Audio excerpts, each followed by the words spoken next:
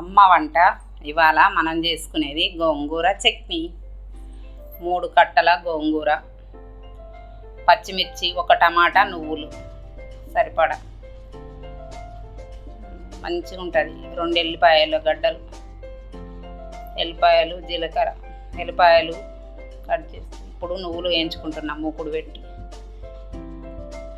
పెట్టి ఇప్పుడు నువ్వులు వేయించుకోవాలి. ఇవి 100 గ్రాము నువ్వులు. ఒక 3 కట్టలకు 3 కట్టలు మంచిగా చుంచుకొని కడుక్కొని పక్కకు పెట్టుకున్నాం.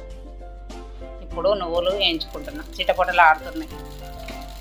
నువ్వులు వేగిపోయినాక తీసేసి మళ్ళా అదే ముకుట్ల 2 పావుల నూనె పోసుకొని 2 స్పూన్స్ నూనె పోసి మంచిగా 10 గల్ల పచ్చిమిర్చి చుంచి వేయించుకోవాలి. మంచిగా పచ్చిమిర్చి వేగినాక అవి కూడా బాగా వేయించుకొని అవి కూడా వేగిన తర్వాత గిన్నెలోకి తీసుకోవాలి. ఇవి గిన్నెలోకి తీసుకున్నాక చాలా టేస్టీగా ఉంటుంది గోంగూర పచ్చడి. నువ్వులతో చేసుకుంటే కాల్షియం. గోంగూర మంచిది ఆరోగ్యానికి. నువ్వులతో చేసుకుంటే చాలా టేస్టీగా ఉంటుంది. నేను ఎప్పటికీ ఇలానే చేస్తాను. చట్నీ చాలా టేస్టీగా ఉంటుంది. మంచిగా వేగిపోయినాయి. గిన్నెలకు తీసుకుంటున్నాను, ప్లేట్లకు. ఇప్పుడు గోంగూర వేసుకుంటున్నాను. ఇది 3 కట్టలు. ఇలా చుంచుకొని తెల్లగా కడుక్కొని వేసుకోవాలి. చుంచిన తర్వాత కడుక్కోవాలి. ఇప్పుడు ఇవి వేయించుకోవాలి. మంచిగా వేగిపోయి దగ్గర పడ్డాక 1 టమాటా కట్ చేసి పెట్టుకొని ఇప్పుడు ఇందులోనే వేసుకోవాలి. అది కూడా టమాటా మగ్గిపోతుంది.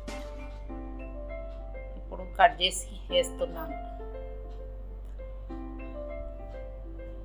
ఒకటి ఇప్పుడు ఎందుకు టమాటా వేస్తానంటే చింతపండు వేస్తలేను కాబట్టి టమాటా వేసుకోవాలి. ఇంట్లోకి చింతపండు అవసరం లేదు.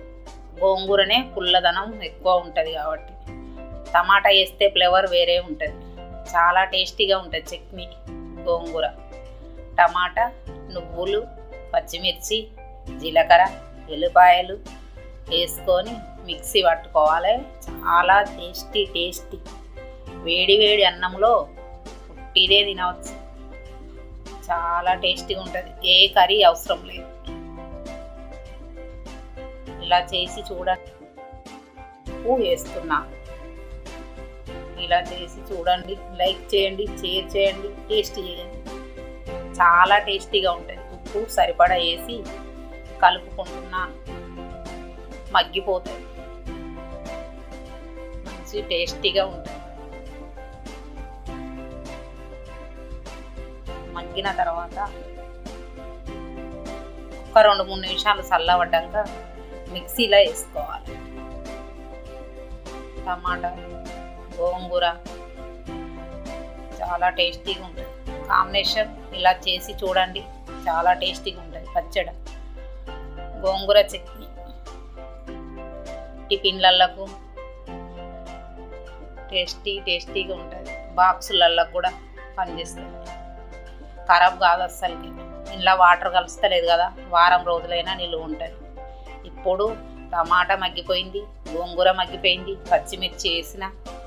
ఇప్పుడు 3 ఇవి మిక్సీలోకి వేసుకుంటున్నా. నువ్వులు పోసుకుంటున్నా, ఎల్లిపాయలు వేసిన, జీలకర్ర వేసుకున్నా.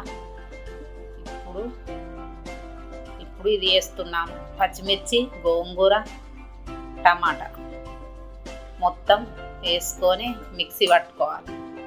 నువ్వులు మెత్తగా అయిపోతాయి. అవి నువ్వులు కాబట్టి ఫస్ట్ గ్రైండర్ పట్టకున్నా కూడా బాగానే ఉంటుంది. టేస్టీగా ఉంటుంది పచ్చడి.